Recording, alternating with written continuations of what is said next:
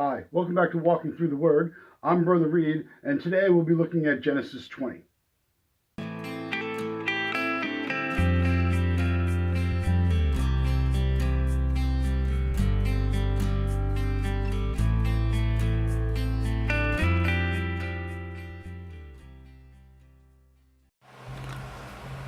Genesis chapter 20.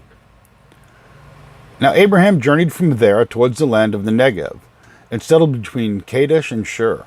Then he sojourned to Gerar. Abraham said of Sarah his wife, "She is my sister." So Abimelech, king of Gerar, sent and took Sarah.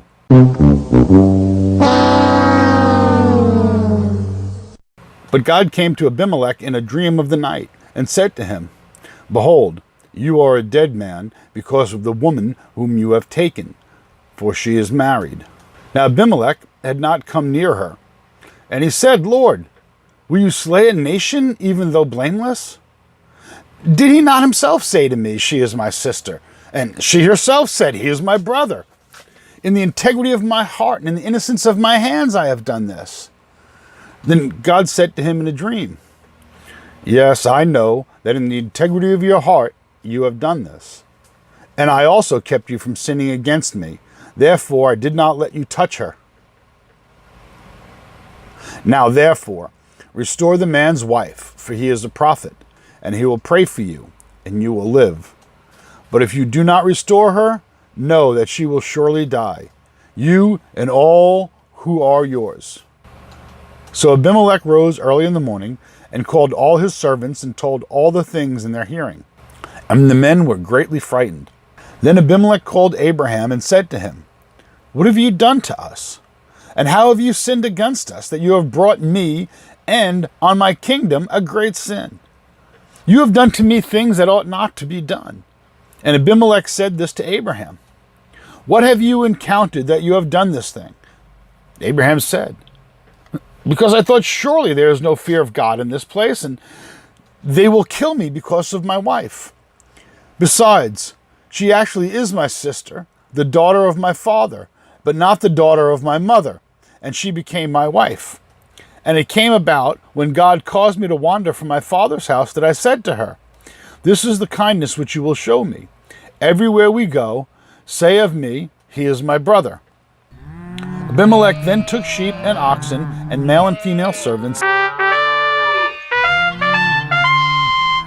and gave them to Abraham, and restored his wife Sarah to him. Abimelech said, 'Behold, my land is before you. Settle wherever you please.' To Sarah he said, 'Behold, I have given your brother 1,000 pieces of silver. Behold, it is your vindication before all who are with you, and before all men you are cleared.' Abraham prayed to God, and God healed Abimelech and his wife and his maids, so that they bore children.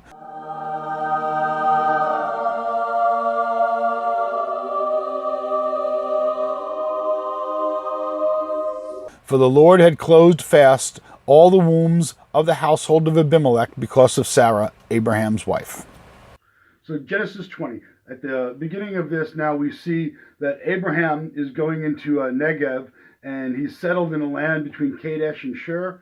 And when he got there, he said to the king of Gerar that Sarah, again, was his sister. So now once again, he's doing this. He's taking Sarah and he's pimping her off. And he's going to give her to the king and protect his own hide and do his thing. So God appeared to Abimelech in a dream, though, to try to prevent him from being with Sarah and doing that. And God told him, he says, "Behold, you are a dead man because of the woman you have taken, for she is married." So Abimelech said, "Whoa." He says, "You're going to slay a nation, even though he's blameless." So he's calling himself a nation, kind of, I guess, like a judge calls himself the court. Don't talk to the court this way. Talking about the nation. You're going to kill him. He didn't do anything because he actually was innocent.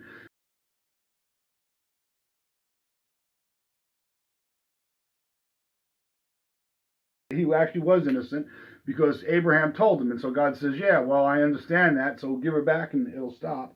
And talk to Abraham.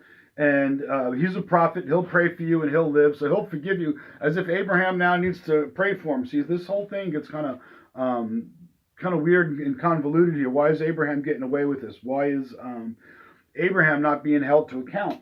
And I've been giving this a lot of thought, and it's like, because once again he went there and he received gifts and stuff like that, and when he left, he took it with him. So it does look like a business transaction. It does look like he was pimping her off, and he says, "Here, take her," and he got all the money, and he took all the money, and he left. But we got to understand in the historical context when this was taking place, women were more like used for political treaties. So when Abraham showed up and said, "Hey, take my sister," now he knew he was safe because he wasn't going to attack him because now they're family. So he can come into the land, and Abraham had a big entourage with him. Remember when he went to go save Lot, that he went and he had 315 men that were born in his own house. So he had this, it wasn't just Abraham and Sarah showing up. It was this huge group of people. It was a small tribe, or maybe even a large tribe at that point. So there had to be a way for that king not to think that he was going to be infiltrated and overtaken. And that was part of the reason why he said he'd see you, then he'd slay me, because he'd think that I'm coming in as an invading force of sorts. So now when he gave her Sarah, he said, "Here, take this. Now we'll have it's kind of like a peace treaty that now we're family. So if I'm not going to hurt you, because then you're going to hurt my sister. You understand? And you're not going to bother with me because now it's your wife." And it was done like that. And my feeling is this is why God allowed it. And we'll see that there's the what God talks about, the good, perfect, and acceptable will of God. And this is one of those things that probably falls under acceptable. In other words, on its surface, no, not even on its surface, it is sinful, the act that's going to happen, but it becomes necessary for what's happening. It's one of those, it's the best option. If you think about it, if Abraham hadn't done this to Egypt, I believe it was, and now Abimelech, what would have happened was he would have probably been killed and everything would have been destroyed. So it couldn't have happened any other way. This is what it took to do this. And in today's day and age, it would be a lot more of an outrage because we don't treat women that way anymore. We understand that they have equal value, and we treat them as they are, as equal citizens with equal rights. And so the idea of taking my wife and giving her to somebody so that we can have like peace. Hey man, look, let's get along. Just take my wife, take my daughter, things like that. Because remember, Lot just did that. He said, "Here, take my daughters." He offered them again as like to appease crowds because they didn't have the same value. So doing this is part of the reason, at least the best explanation that I can come up with why God allowed this. And God didn't come after Abraham for it, but came after Abimelech for it and accused him. So Abimelech calls Abraham in and confronts him about it. And Abraham says, "Well, I didn't really lie. She's my wife, but she's also my sister. She's like his half-sister." And I'll put the family tree up over here so you can see it. And you'll see how Abraham and Sarah are related, but they're not. And it's kind of like he shouldn't have been able to get away with it. It was kind of a half-truth, telling a half-truth. Some people would say a half-truth is a whole lie. But we'll see it that this is something that's done a lot in scriptures. And it's kind of strange. It's like God will instruct people to be selective in the truth he tells people. So they're not lying. They're just not disclosing everything or putting things in a way that is more favorable. So we'll see that. And this is like one of these things that, well, I didn't lie. She is my sister. But anyhow, it's one of them things that God does. It's the truth, right? She is his sister. Yeah, she's his half-sister. Besides, verse 12, she's actually my sister, the daughter of my father, but not the daughter of my mother, and she became my wife. So, see now, verse 16, to Sarah he said, "Behold, I have given your brother 1,000 pieces of silver. Behold, it is your vindication before all who are with you, and before all men you are cleared. So he said, it's okay because I paid you? So I don't know. But so the whole thing is, again, it's strange, but it's even more strange to us because we don't have those perspectives on women. We don't have those perspectives on politics and what it took to survive in that world, and how things were taken care of and handled at the time. And so without that, it becomes even stranger. It becomes almost outrageous. How could he do this? And how could God allow that?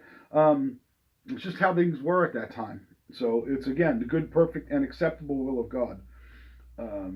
So after all this was done, Abraham prayed for him, and Abimelech's wives started having kids, and he started prospering.